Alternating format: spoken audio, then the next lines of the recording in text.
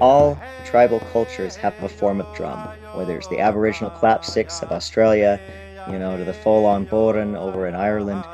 Every culture has a drum because it represents our heartbeat. Okay. And when we come into this world, we have that heartbeat and we have our flute.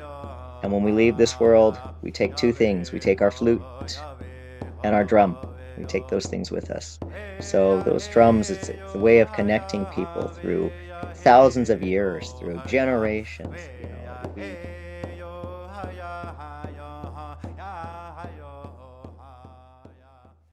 Hello, everyone, and welcome. We wanted to invite you to watch this video, and we're going to be sharing today about the upcoming Authentic Native American drum making class that will be on January 21st, which is Sunday from 3 to 6 p.m.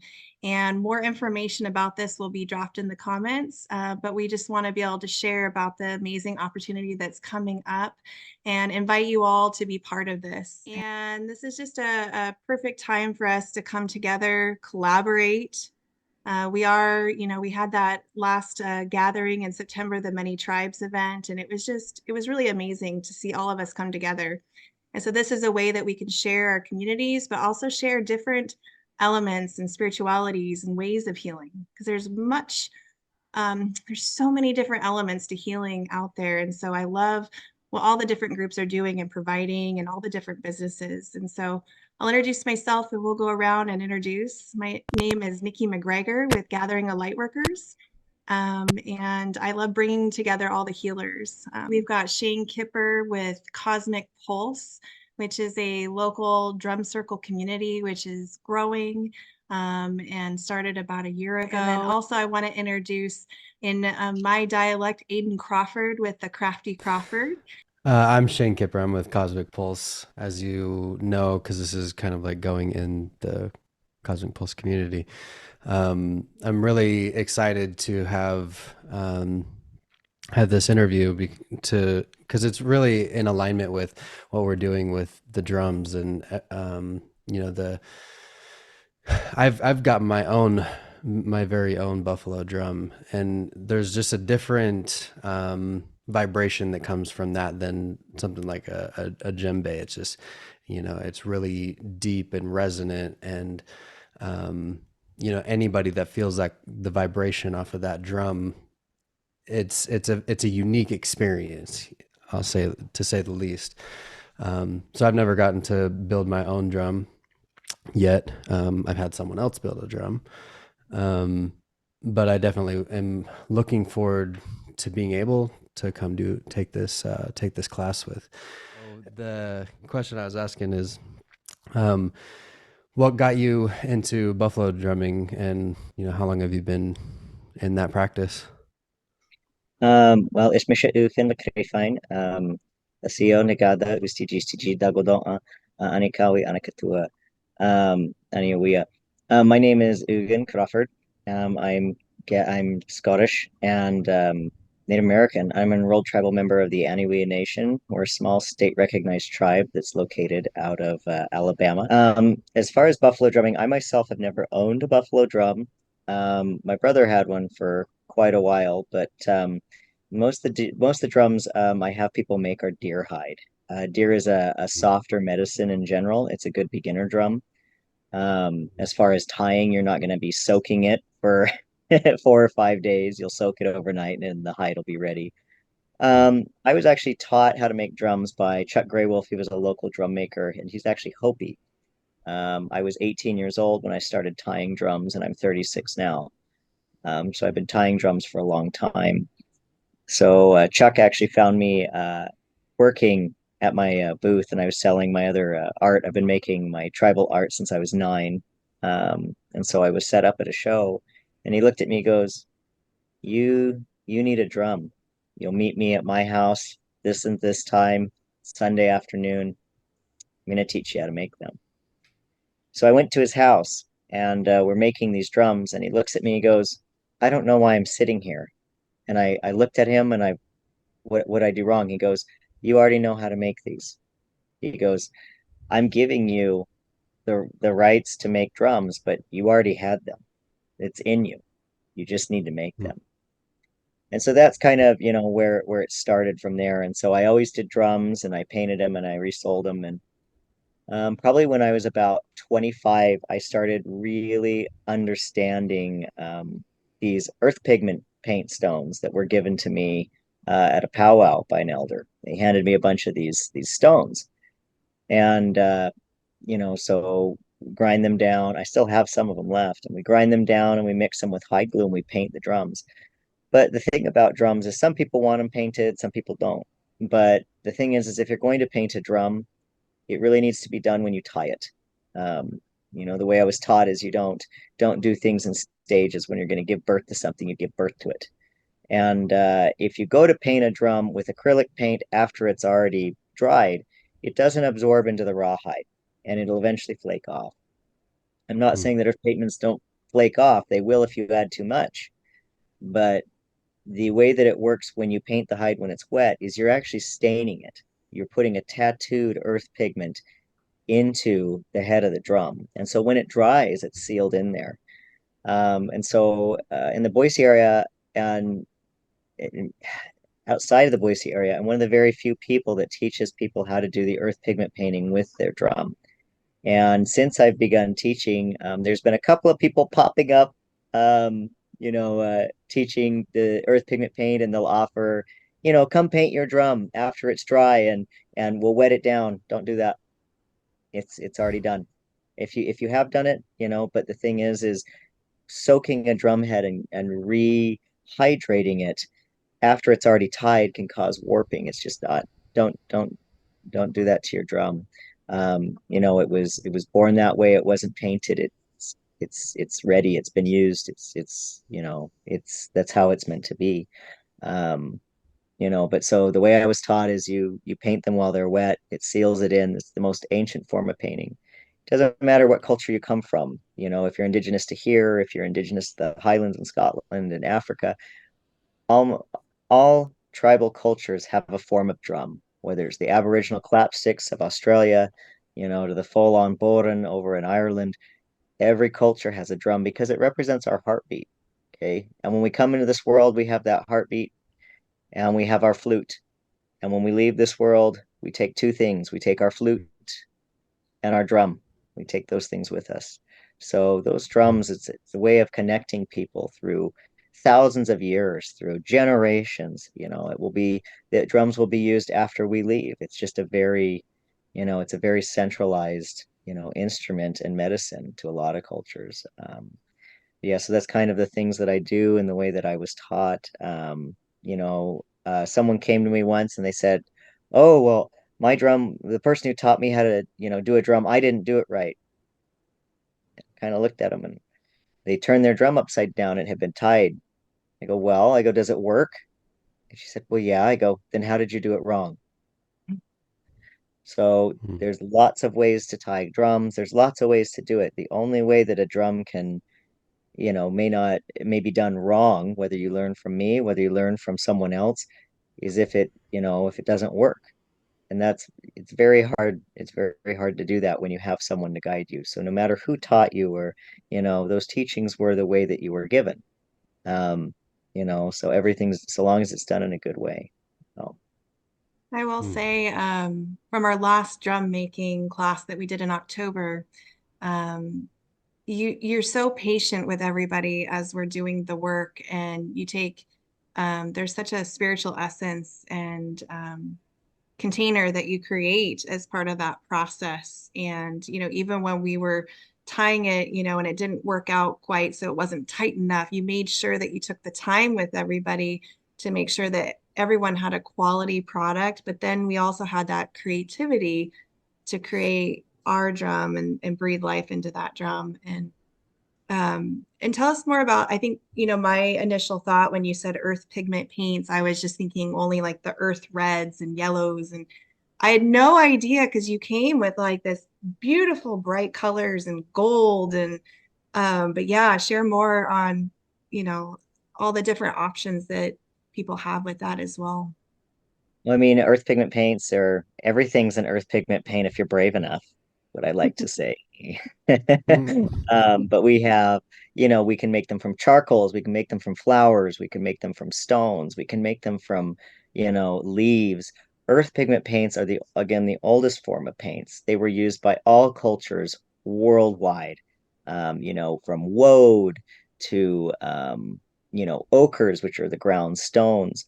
And, you can get a variety of colors, and we have oxides that we can make that, yes, they might have a man-made base, but the biggest difference between using these earth pigment paints and the acrylics is you're making them, you're mixing them from start to finish. There's a difference from getting something that's in a bottle, understanding the organic matter that these paints have to be frozen to be stored.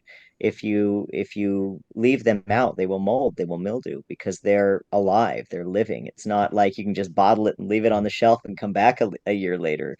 And there's something about when you tie your own drum is you're putting that energy into it. You're putting you into it. I say giving birth for a reason because, when someone's born, it takes, energy here and energy there. It's not just something that's. And I'm not saying you can't buy a drum. I'm not saying the drum that you've purchased is any less than a drum you make. It's just different. And it's a different feeling. And many people have multiple drums. Some people have drums that they only take to lodge. Some people they have drums that they only take to certain circles. The only thing I really caution with a painted drum is don't keep it in a lodge the entire time. They have specific drums designed for sweat lodges, and a hand drum is not that. But you can take it in between rounds. I had a client that the lodge keeper was not aware of earth pigment drums and how those work. So they took their drum in and all the paint, everything after about 4 hours, the pores started opening and filling with water and pushing that paint out. And so I had to explain, one round, one round. So even an unpainted drum, when you're in a lodge, it has more of an advantage. There's those sort of thing. But those pigment paints are they're really dear to my heart, and there's not a whole lot of people using them, and I'm really pushing to bring those back. Um, so what do you see is like, because, obviously you have a bigger mission with this and helping people create their own drums, right? You've been explaining that. So what is like, how do you see the healing benefits of the drum? Like what's been kind of your experience, and maybe if um, maybe more on a scientific level, you know, kind of the information on that. I'm gonna make sure that I'm understanding you correctly, because sometimes with dyslexia, you'll ask me something and I'm over here. So, That might be two questions too. are you asking when you use a drum for healing, or are you asking what specific medicine does a drum carry that aids in your own personal healing? Or are you asking what kind of healing can you do with a drum you've made yourself that you can't do with another drum that you haven't made yourself?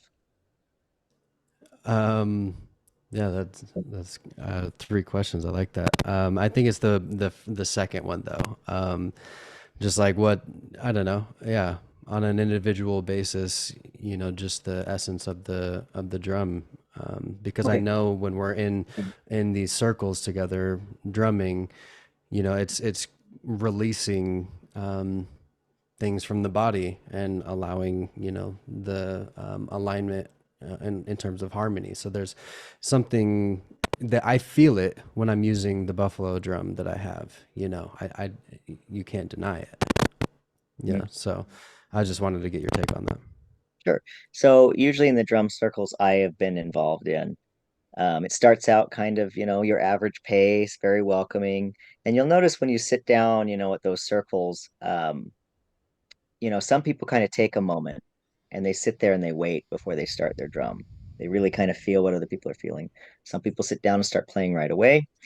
And then, of course, everything comes up, everything goes down. And strangely enough, everyone seems to stop at the same time.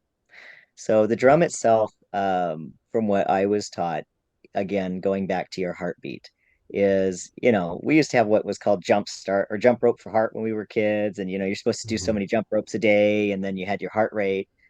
But you can very much, use that drum and follow your own heart rate. You can bring it up, you can bring it down.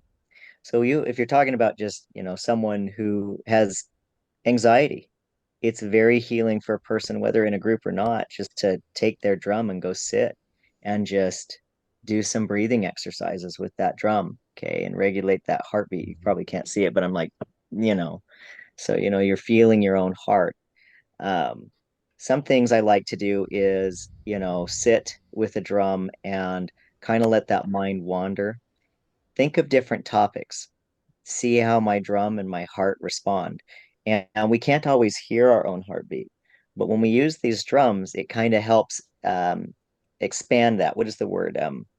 Uh, it's not expand, but exemplify what amplify. So it Radiate. amplifies our heartbeat so Yeah. we can hear it, So then we're able to not only visually see our heart represented, but heal it. Um, there's drums and sound in general. I was listening to a podcast probably about a year ago, and it talked about how certain animals' heartbeats are the same as ours, and they're able to pick up our music, whereas other animals can't. And so all music actually stems from our heartbeat and our heart rate. And so our heart rate follows certain patterns. And then if you have music that doesn't follow the heart rate, it doesn't really resonate. It's kind of interesting. When it comes to sound healing. Of course, there's also bowls, there's also whistles, there's bagpipes, there's so many different sounds. But the drum Hmm. is just one of the oldest. It's one of those, I'm going to call it, an earth basic, when doing earthworking. It's just, there's something so ancient about it. Of course, I believe the only thing that predates a drum like that would be the clap sticks, where you're just taking something together and, Hmm. Yeah, that makes but that sense. still has that drum beat in it, that strike, that and drums talk. I have Hmm. probably about 30 drums in my art studio right now, and I probably have about, gosh, I've got another 30 frames, 12-inch frames and so forth, just waiting to be made here when I'm ready. But they talk, so they respond to humidity, they respond to, anyone who owns a drum, if they're sitting in a room with it and the heat changes, they can hear it clicking and talking. And so I was very much taught that they're alive and they're guests in our house. So it's what you put into your drum is what you get back. So some of that medicine, again, like I was saying earlier, some people have specific drums for specific things.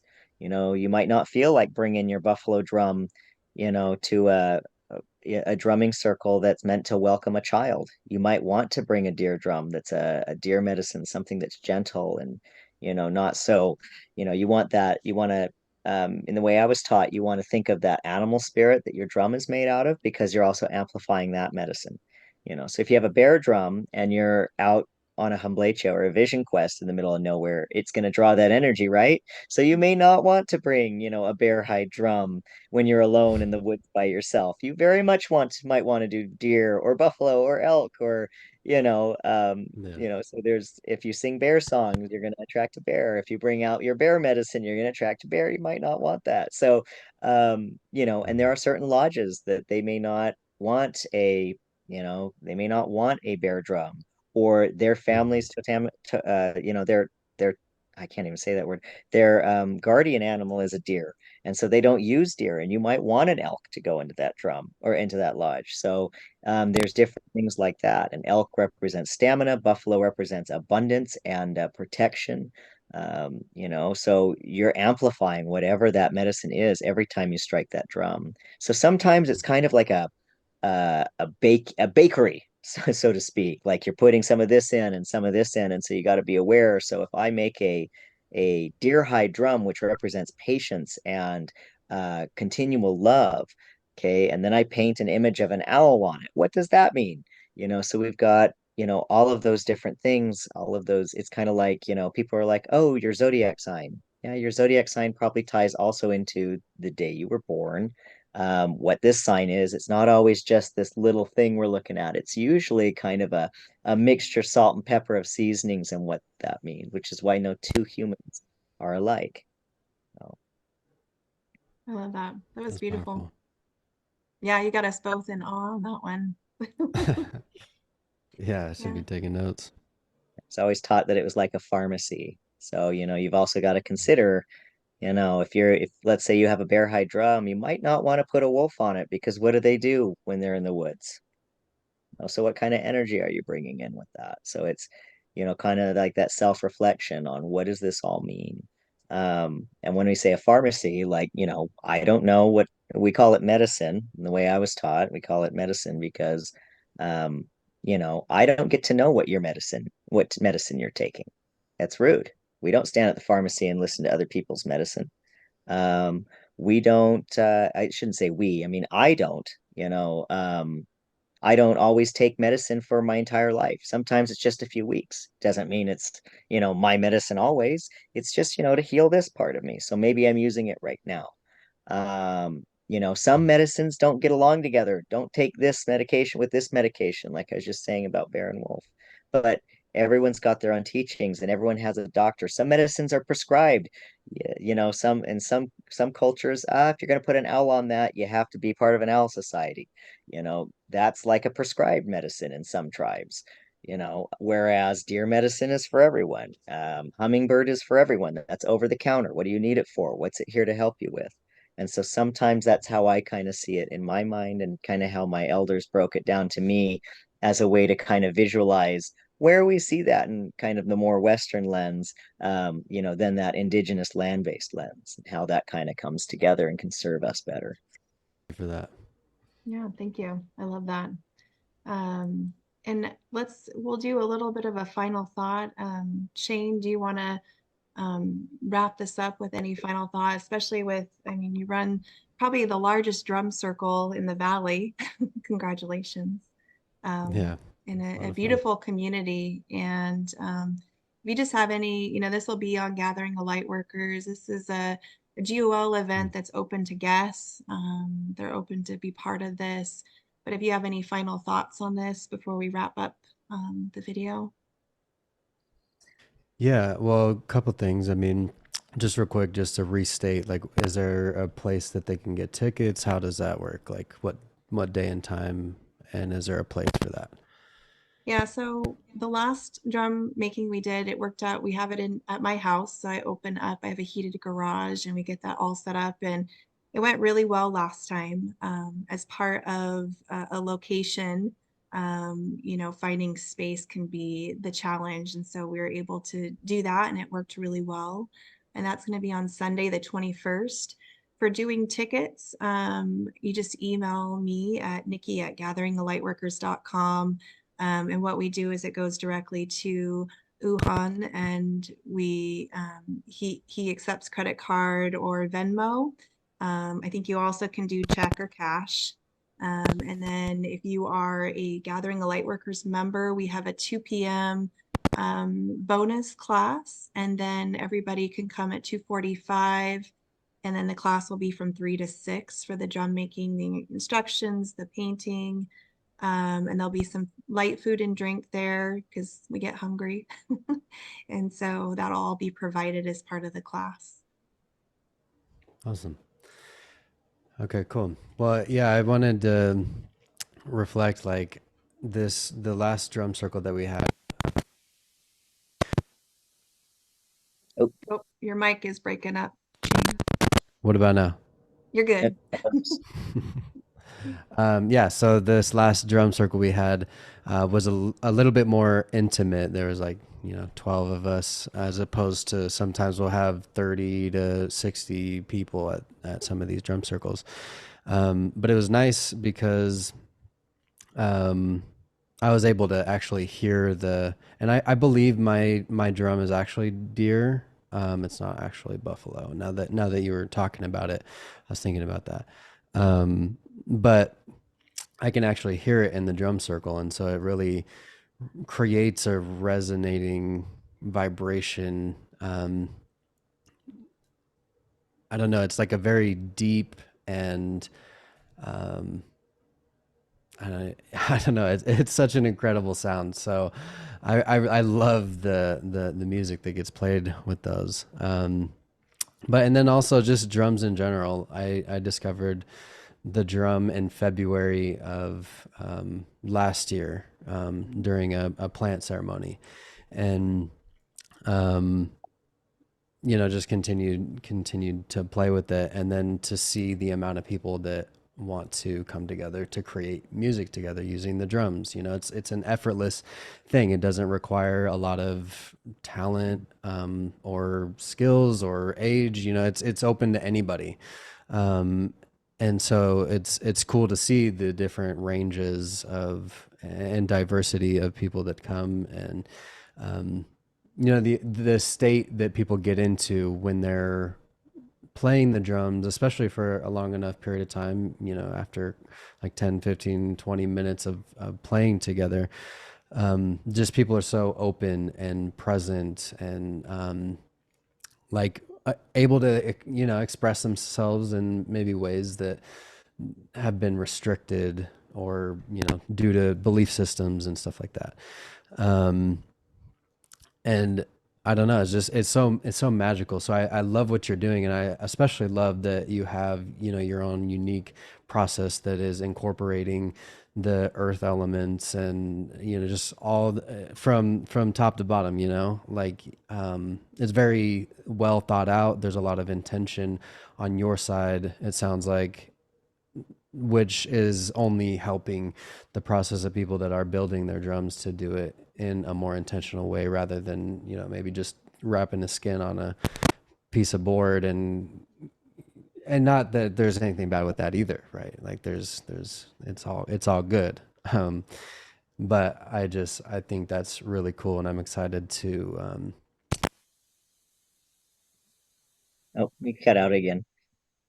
But I think the biggest thing I encourage folks to do is, if they're thinking about doing this class, is really, like the Saturday before, really take the moment and sit with intention. If you are going to paint it, research what you're going to paint on it, and what that means to you, and what you're going to amplify with that, and what you're going to amplify it for. And it can be anything. It can be a symbol, it can be just a color, what that color means to you. But whatever you put in this drum, you will be amplifying that energy, that medicine, and you're going to be boosting it up. And so the only thing I ask is that people do it in a good way. I do not gatekeep. I'm not going to tell you you can't paint something on this drum, or you can't, because that's not for me to decide. So, and there's just it's a different feeling when you make this yourself, and um, there's that energy. And I've been doing art for a long time, and I'm starting to move into that stage in my life where I teach it to others, and I'm nervous and excited for that. But and working with Nikki has really helped me visualize that this is the right decision, and seeing and feeling that energy of students. And it's a different feeling as a teacher too, and it's that part of that life stage journey, right? We have our infancy, we have our youth, we have our adult, and then we have elder. And so it helps me know where I'm at, on that path, helping others. So thank you for your trust and just having me here today. Yeah, thank you. I think your mic is still disconnected. Yeah. It's one of the I love and appreciate both of you, and what you guys are doing for the community. And I think it really is going to take all our tribes to come together for community and create this big healing. But definitely guests are welcome to this, and there'll be future. And I know Aodhàn is Aiden, so it's and he's just you're just so very wonderful person. And so I'm very grateful that you are offering this class and willing to teach this. So thank you. Thank you. How long does it take for those to dry? Usually about 24 hours. And you will, right now, I mean, you're going to want to find a spot to hang it in your house. Like, I'm looking outside right now, and you don't want to leave it outside in the cold. Typically when they're tied in the spring and summer and fall, we hang them in trees overnight. So what you do is you wait and make sure that the paint on top is dry, if you have that. Otherwise, you go and you tie it to the tree, and all of a sudden in the morning, it's ready. It's just a Awesome. kind of a process. But now we usually set it out in a room, and it probably takes about 24 hours to dry this late into winter. But it is a fairly quick process, and it doesn't take as long as you might think it does. The thing about So, anything, primitive, and I say that in quotations because, what is primitive, right? But anything ancient in this way, everyone could do it. Every human being could do these things. They were needed to live, they were needed for daily. Hey, they just take a little time. And so everyone has capacity. It's just being in the right place inside, having the right teacher to bring that outside, and, the patience and making the time and space to do it. But everyone can do this. hear me? Okay, we're back. We're back. We're uh, online. Um, I think your plugin, the plugin's a little off. Well, if we're okay to wrap up, I think that's a sign we'll wrap up. I'm really excited about Sunday. This is going to be great. You guys are all welcome. And again, with this video, we'll drop the link to the event. It does, have my email, and then I send the registration and the location information. I'm in Meridian, really close to Locust Grove and Ustick area, so it's pretty centralized for all you guys. And yes, you're all welcome to be part of this process. So thank you guys and much love, and we'll talk soon. All right.